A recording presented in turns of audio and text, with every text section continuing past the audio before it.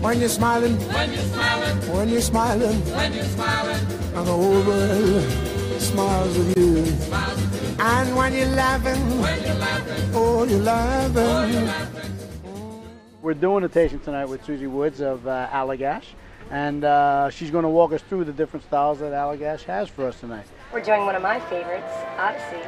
What category do you classify this in? It's a dark wheat ale, which is then aged in American oak for 2 years. That's why I love these American craft breweries. They're taking risks, they're pushing the envelope, and they're much more creative than they've ever been in this beer industry, just like in the cheese industry. It's exciting. What would be an example of pushing the envelope in the cheese world? There's some people doing some pretty crazy things with flavors like lavender coffee, the Barely Buzz, something like that. I'm tasting coffee like crazy in this beer. This beer is so complex that you could easily pair 3 different styles of cheese, in my opinion, with it. I was obviously thinking aged Gouda. We have a sheep's milk one here that we want to try along with it. It has a nice sweetness to the finish that really picks up with the beer really, really nicely. I think about the woody, oaky beer, and I just think nutty, and I think aged Gouda.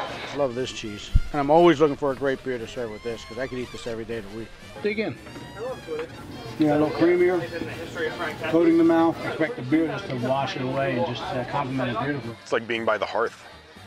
I mean, it's 2 successful pairings, even though they taste completely different. What's the next one? Beer number 4. It's our Victoria Ale.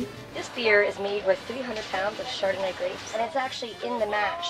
A lot of people are aging beer in wine barrels across the country right now, but not so many are actually putting the wine grapes into the mash with the grains.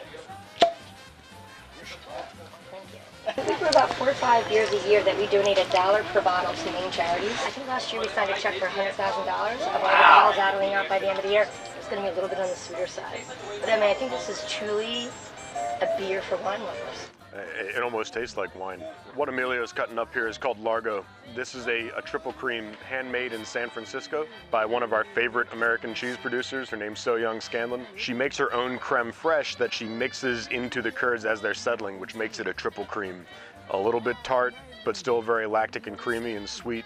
And I think we have a successful pairing here, primarily because I thought of it. I gotta tell you, this is probably one of the best Largos I've tasted in a long time. Taste the sweetness in the rind. I mean, it's just settled in there. It's just, this is so well made. It's got this really nice effervescence to it. It So, does. I mean, and that is so rich and fatty that it's perfect. It really is the beauty, huh? That's why I love beer and cheese. I can eat and drink all night long.